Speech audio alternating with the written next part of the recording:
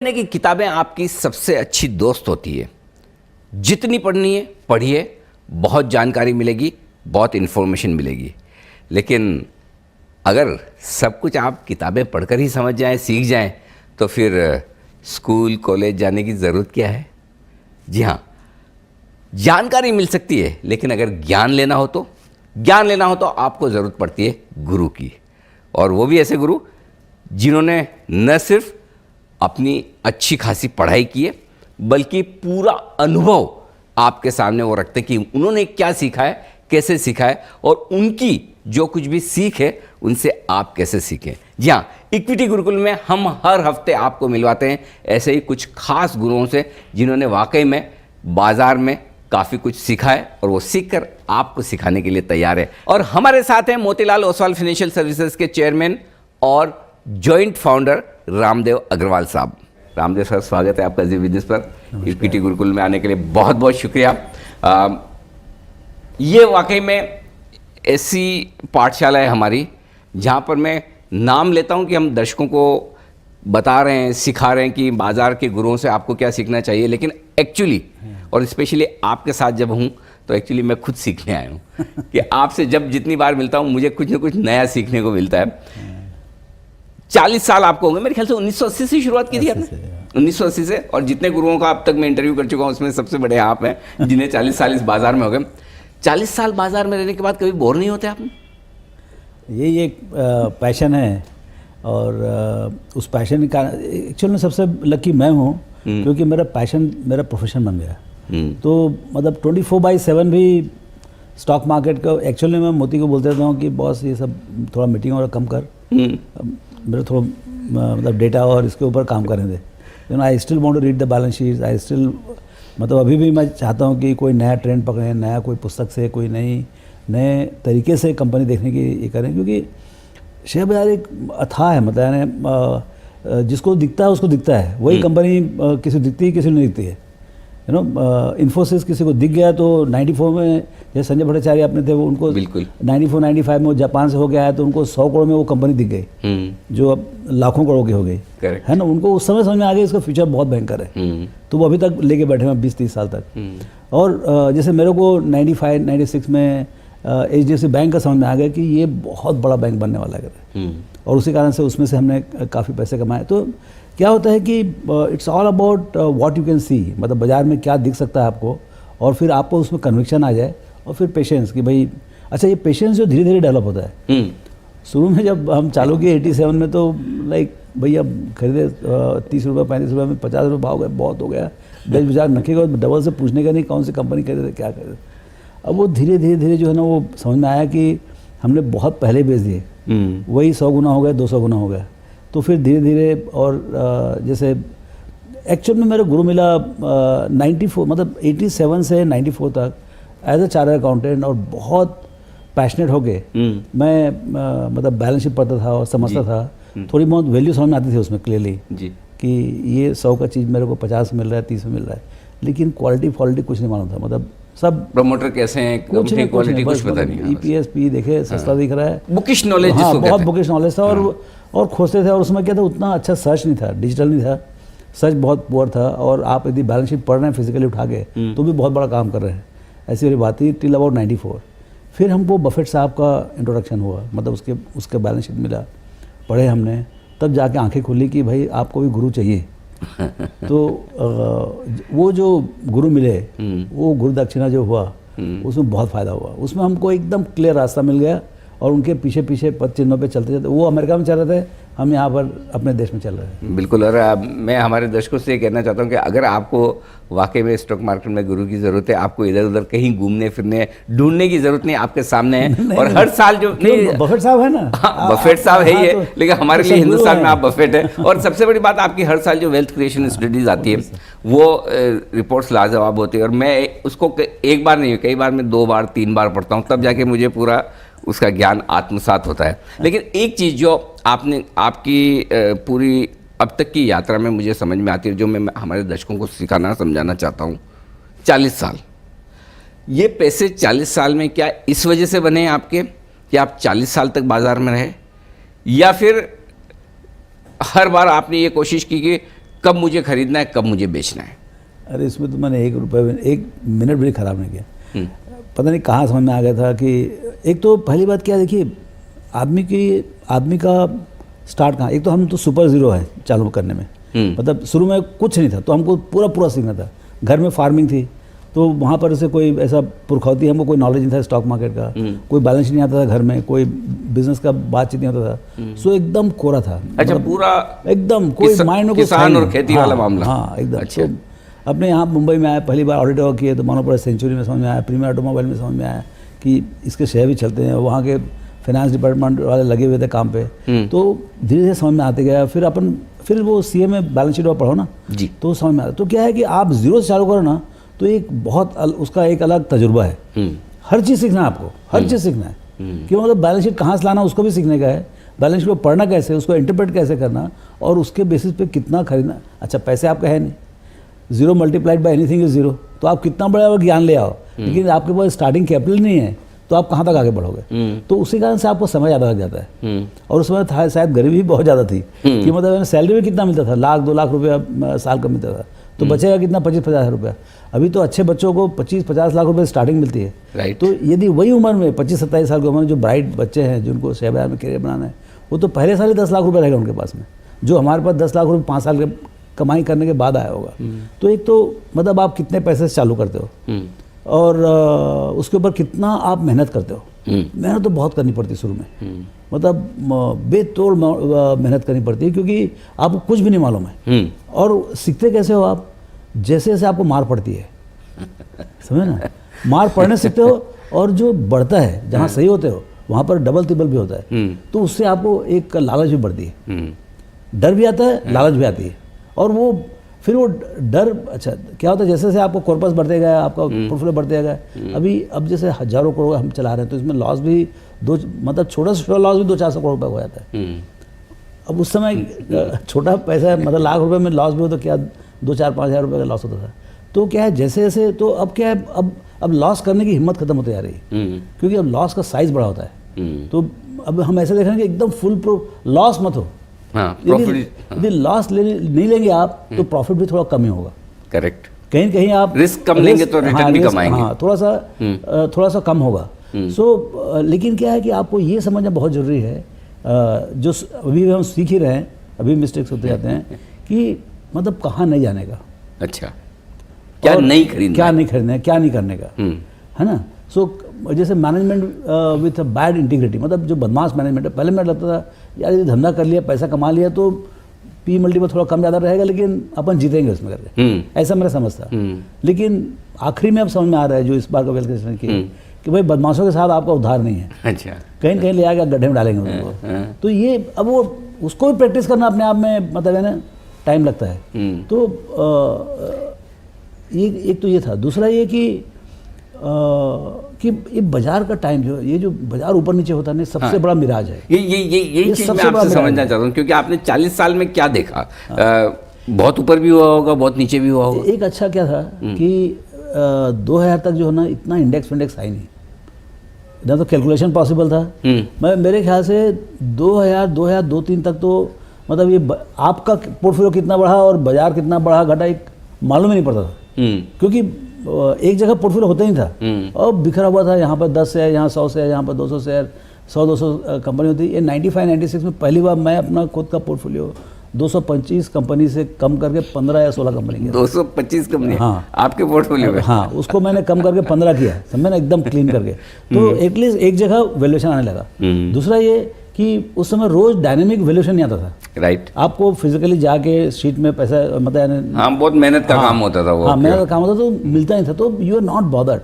लेकिन वो बहुत जरूरी था, वो पॉजिटिव था कि भाई आप इतना ज़्यादा चिंता मत करें अपने पोर्टफोलियो वैल्यूएशन कि बाजार इतना बढ़ गया, मैं कहाँ रह गया, यू नो। सो बाजार की चिंता मत करो, अपने पोर्टफोलियो की चिंता करो कि भाई आप कंपनी कैसी खरीद रहे हो, क्या भाव में खरीद रहे हो, उसकी चिंता ज़्यादा करो।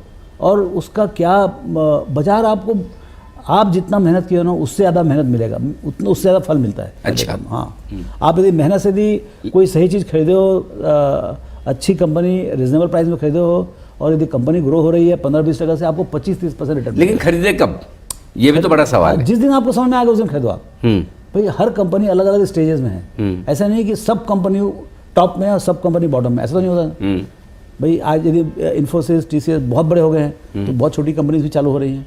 आज यदि मान लो HDFC बैंक, कोटक बैंक सब लाखों करोड़ के हो गए हैं, 5-5, 7-7, 8-8 लाख करोड़ हो गए, तो छोटे बैंक भी चालू हो रहे हैं। एकदम ब्रांड न्यू लाइसेंस अभी 1-2 साल पहले मिला हुआ है, जो अभी जस्ट देयर ओपनिंग डोर्स, अभी तक ब्रेक इवन नहीं हुए हैं, या ब्रेक इवन हो गए तो 1500, 200, 500 करोड़ कमा रहे हैं। तो ऐसे नए बैंक भी हैं।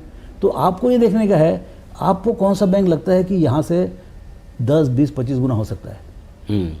और जिस दिन वो समझ में आ जाए कि भाई आपकी जो थ्योरी डेवलप होनी चाहिए ना कि भाई कहाँ पर आपको लगता है कि पैसे बनने वाले हैं, करेक्ट, समझे ना।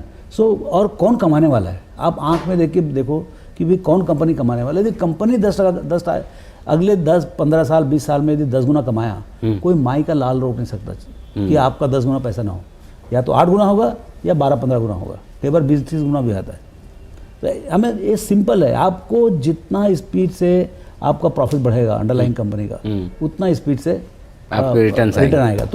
तो बाजार की चिंता ही मत करो आप अपनी कंपनी की चिंता करो, क्योंकि बाजार बहुत कॉम्प्लेक्स है, बहुत बड़ा है, बहुत सारे नॉइज आते हैं। आज ट्रम्प का ये कर दिया, चाइना ने ये कर दिया, उसने कर दिया, उसने कर दिया, उसकी चिंता मत करो, उसमें हम पागल ही रहेंगे। हम ये देखें हमारे पोर्टफोलियो में 15-20 कंपनी जो है या नई एक कंपनी लानी है, वो उसमें ज़्यादा मेहनत करें। एक जो चीज़ मैंने आपसे सीखी और कई बार मैंने ऑब्जर्व की, कई बार जब आप इंटरव्यू के लिए आते हैं तो इंटरव्यू के पहले आवाज़, अच्छा आज बाजार कितना है, कैसा है, या कितना निफ्टी आजकल कितना चल रहा है, ये आपको पता ही नहीं होता। तो अभी मेरे पता नहीं है। आप एक तरफ अप्रॉक्सीमेटली मेरा मालूम है। एक तरफ आप है ना 24/7 मार्केट को जीते हो, और दूसरी तरफ इंडेक्स देखते ही नहीं। ये दोनों में ऐसा मतलब कैसे कर सकते हैं? मतलब यहाँ तो हमारे लोग ऐसे हैं, सारे दर्शक, वो रात को डाउ को सुलाने के बाद सोएंगे और सुबह उठकर निक्के को उठाएंगे, भाई चलो मार्केट खुल। तो आप ऐसे कैसे मैनेज करते हैं इसे? नहीं भाई, मेरे पास जो है, मेरे पास जो कंपनी है वो कंपनी को मेरे को देखने के भाई मेरे पोर्टफोलियो में जो है मेरा पोर्टफोलियो अच्छा कर रहा है नहीं कर रहा है। मेरे पास 20-22 कंपनी होती है, उससे ज़्यादा होती नहीं है। वो 20-22 कंपनी मेरा उद्धार करने वाली है। बाकी दुनिया में अच्छा बाजार मान लो 1000 कंपनी, तो वो 980 कंपनी तो मैं शॉर्ट हूँ या मेरे पास नहीं है। वो 980 में दिवाली दशहरा होता है तो मेरा क्या फ़ायदा? राइट। तो इंडेक्स से डायरेक्शन पक्का मालूम पड़ता है कि बाजार अच्छा है खराब है करके, लेकिन वो मतलब है वो उसका खुशी में आगे बहुत ज़्यादा फायदा नहीं है। आप अपने पोर्टफोलियो पे ध्यान रखिए और आप अपना अच्छा पोर्टफोलियो करेंगे तो over a period of time बहुत अच्छा होता रहता है।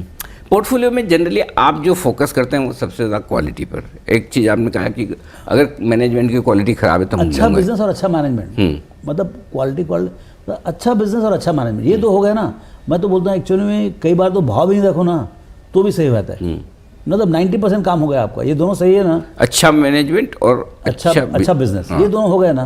और 10 साल तक अच्छे रहे या 20 साल तक अच्छा, जनरली अच्छा ही रहता है, खराब नहीं होते। तो यदि वो अच्छे रहे है ना, तो आपको पैसे तो बनेंगे। अब 5% से बना, 10%, 20% से बना, वो उस कंपनी के ग्रोथ के ऊपर डिपेंड करता है और क्या भाव में खरीदे उसके ऊपर डिपेंड करता है, समझे ना। तो यदि अच्छा कंपनी, अच्छा मैनेजमेंट, थोड़ा रिजनेबल प्राइस, कोई भी चीज़ आप खरीदे जा रहे हैं, इन्वेस्टिंग है, रिजनेबल प्राइस में खरीदे। ऐसे बहुत सस्ता भी खरीदने की जरूरत नहीं। कभी मिल गया बहुत सस्ता तो आपकी किस्मत की बात है। 40 साल में कम से कम आपको कितनी बार सस्ता मिला होगा?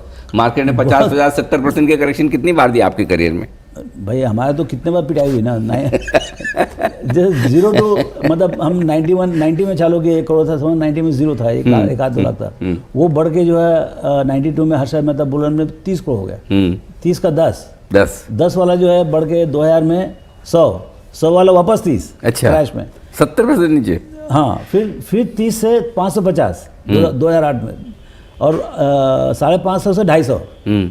वो 250 वाला भी जो है ना 16-17 तक पहुँच गया है। तो ये आपके पैसे तो सीधे स्ट्रेट लाइन में बन ही नहीं सकते।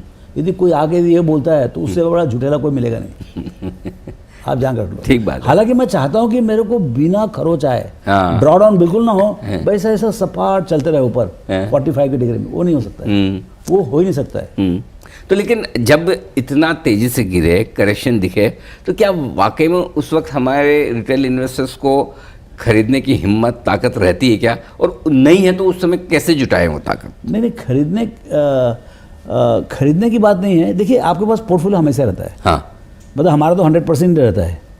हमको कैश जब में भी- होते ही नहीं आप। कैश में होते ही नहीं, या तो कोई कहीं से कैश आया डिविडेंड और आ जाए 10-20 करोड़ का, तो उसमें आप खरीद लो, और या फिर कुछ पुराना है जिसमें कुछ ज़्यादा पैसा बन गया है या हमको बेचने का है, ख़राब है कोई कारण से, उसमें स्विच करने का है, तभी जाके हमको वो नए स्टॉक के लिए जगह बनता है। तो एक बार पोर्टफोलियो बना दो और फिर नया उसको- ढूंढते रहो हाँ, अच्छा बाजार बहुत गया तो दुखी तो हम भी होते हैं ना, ऐसे थोड़ी दुखी नहीं होंगे, लेकिन दुख सहना ही पड़ता है, हम्म, ये पार्ट ऑफ द लाइफ है। बिल्कुल। लेकिन बेचने का डिसीजन आप कब और कैसे लेते हैं? बेचने का भी क्या ऑटोमेटिक टाइप का, इन द सेंस कि बहुत ज़्यादा वैल्यूएशन हो जाए। दूसरा एक एक्चुअली मेरा ज़्यादा बेचने का डिसीजन होता है नया आइडिया आता तब, अच्छा। क्योंकि देखिए पैसे तो है नहीं हमारे पास, पैसे तो वही जो हैं वो है, पुराने जो चल रहे हैं वो, है ना। आज के दिन में यदि आप बोलोगे, मतलब आप जैसे रेलवे कोई, देखिए आइडिया कहाँ और कब आएगा कुछ मालूम नहीं पड़ता है। जैसे आप एयरपोर्ट में बैठे हो या कोई पार्टी में गए हो, कोई पिकनिक कहीं पर हॉलीडेज में गए हो, कोई आदमी मिल के बाजू में बैठता है, वो कहानी समझाता है, समझ में आता है, समझे ना। अब वो कोई इवन, अब वो कहानी समझ में आ गई है, बॉस हमको लगता है यहाँ तो QGLP चारों है, साक्षात है भगवान का, समझे ना। वो मतलब चल के आता है आइडिया, अब वो हो गया, अभी अब खरीदने का है, और खरीदने का तो कैसे खरीदेंगे, तो करो जगह बनाओ फिर, तो क्या है, या तो फिर ट्रिम करो पूरा पूरा, या कोई ज़्यादा बहुत सक्सेसफुल हो गया हो, जो 5% खरीदे थे 7-8% हो गए, तो उसको चलो भाई आधा % निकाल दो वहाँ से, या कोई यार ये 25वां कंपनी हो रहा है इसको निकालो दूसरा लेके आओ, इस टाइप का। सो कोई कारण से I have to create a space existing portfolio में, और उसी कारण से सेल होते हैं। तो सेल होते 2 कारण से, या नहीं चल रहा है इसके लिए, बहुत ख़राब हो गया है, मतलब जो हमारा एक्सपेक्टेशन था उसके हिसाब से परफॉर्मेंस नहीं आ रहा हो।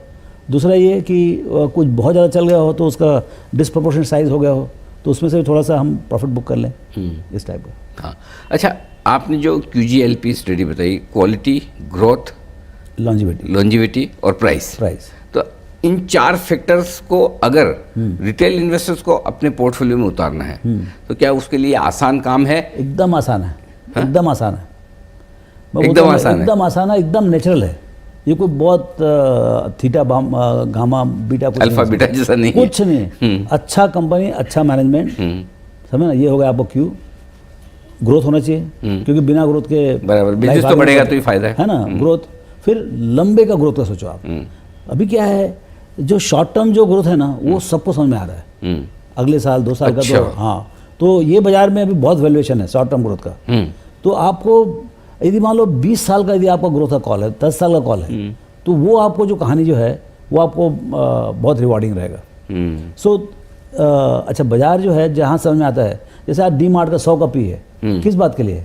इसके लिए नहीं कि इस साल 50% ग्रोथ होने वाला है, अगले साल 25% ग्रोथ होने वाला है, इसके लिए कि ऐसा बाजार की समझ है कि अगले 10-15 साल तक 30-35% से उसका ग्रोथ होते रहेगा। ठीक बात है। हाँ, तो लेकिन ये आपकी समझ है कि आपको जो बाजार की समझ, बाजार जो बोल रही है वो बात में आपको विश्वास है कि नहीं, और या आपको उससे ज़्यादा विश्वास है।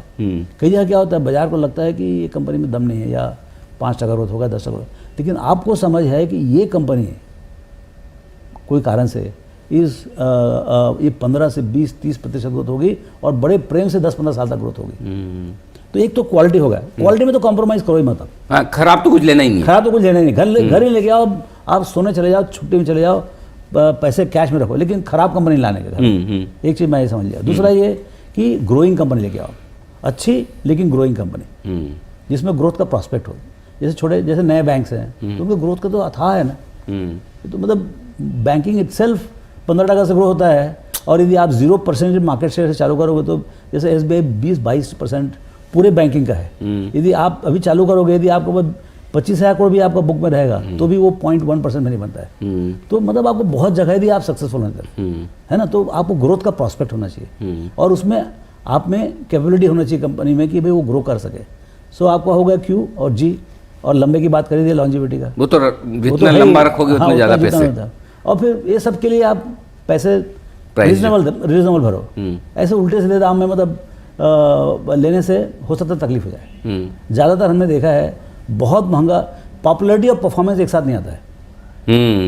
यस, बहुत पॉपुलर कंपनी में मतलब है ना, पूरा भाव होगा, समझ लो आप, कुछ बचा ही नहीं है, वो मालिक को नहीं मालूम कि क्यों है ये भाव है। ठीक, जब मालिक को नहीं समझ में आता कि क्यों है ये भाव ना, तभी थोड़ा समझ के खरीदने का। लेकिन एक चीज़ है, जब आप क्वालिटी की बात करते हैं तो क्या ये समझना ठीक है कि अगर आपने क्वालिटी प्राइस के साथ आती है। हाँ। सस्ता लेंगे तो क्वालिटी नहीं होगी। तो अगर ऐसा नहीं, गलती ऐसा से, नहीं, ये गलत बात है। अच्छा, यही तो विजडम है कि आपको क्वालिटी देखो, हाँ, और रिजनेबल दाम में खरीदो। अब जैसे देखिए HDFC लाइफ, मैं मतलब एक एक कंपनी का बता रहा हूँ जो मेरा तजुर्बा है उसके हिसाब से, या भारतीय टेली 2003 में, तो क्वालिटी तो था ना भाई, कि मतलब सबसे नंबर 1 कंपनी था वायरलेस में, और लीडर था, और पूरे कंट्री में टेलीफोन ही नहीं था, क्वार्टरली ग्रोथ 100% था। अब इस टाइप की सिचुएशन में आपको 5,000 करोड़ में पूरी कंपनी मिलती थी, 25 रुपये भाव था, और 2,000 करोड़ का मार्केट इक्विटी था, 5,000 करोड़ में पूरी कंपनी मिलती थी। अगले 5 साल में कंपनी ने कमाए 30,000 करोड़ रुपये, माय गॉड, और शेयर का दाम क्या हो गया, 50 गुना बढ़ गया। तो ये जो कहीं कहीं दिखता है। अच्छा, हर चीज़ हर आदमी नहीं दिखेगा। आप यही किस्मत में रहो कि साल में एक आध पुछल तारे दिखते रहे आपको। ठीक बात है। मतलब आपको फ्रेमवर्क तो सेट होना चाहिए। आप क्या देखिए, बाजार में क्या है, यदि 10 लाख लोग हैं ना, 10 लाख तरीके हैं पैसे कमाने के। मैं अपने तजुर्बे से बता रहा हूँ कि मेरे लिए क्या काम करता है। मेरे दिमाग किधर शांत रहता है कि भाई मेरे को क्वालिटी दिखे ना तो आई एम इंटरेस्टेड। और आमतौर पर जो इन्वेस्टर्स जिन्हें तजुर्बा कम है, समय कम है, समझ कम है, फिर उन्हें कैसे पैसे बनाने हैं बाजार में? या तो वो खुद ही मेहनत कर लें, या फिर पैसे हमको दे दें। नहीं, दूसरा तरीका ज़्यादा आसान लगता है, जो मैं भी करता हूँ। नहीं, वो तो आसान है क्योंकि हर आदमी का अपना प्रोफेशन है। आपको हम लोग को इंटरव्यू लेने से फुर्सत नहीं है, तो कंपनी वालों को देखेगा। सही बात। सी कोई कंपनी कंटिन्यूस खोज करते रहे ना, नया ट्रेंड देखते रहे। जैसे अभी आया तो मैं रुचि शर्मा को सुन रहा था 1 घंटे का, कि भाई नए ट्रेंड क्या क्या है, कोई का ट्रेंड तो समझ में आ जाए जिसके बेसिस पे हम कुछ आइडिया बनाएं। तो ये क्या है कि मतलब ये कंटिन्यूस सर्च है। कहाँ से आपको क्लिक होगा? हाँ, कहाँ से क्लिक होगा। अच्छा, आप अलग ढंग से करेंगे ना, तो ये आके आपको नया आइडिया मिलेगा। आइडिया नया खोजना जल्दी अर्ली स्टेज में जाता और अच्छा है, मेच्योर हो तो भी चलेगा, तो थोड़ा कम रिटर्न आएगा। लेकिन क्या है, आइडिया कंसेप्चुलाइज करना वो कहीं भी मिल सकता है आपको। आप ट्रेन में जा रहे हैं, बस में जा रहे हैं, दोस्तों से बात कर रहे हैं, कोई टेलीविज़न देख रहे हैं, कोई एडवर्टाइजमेंट देख रहे हैं, कहीं समझ में आ जाए, कोई पुस्तक पढ़ रहे हैं।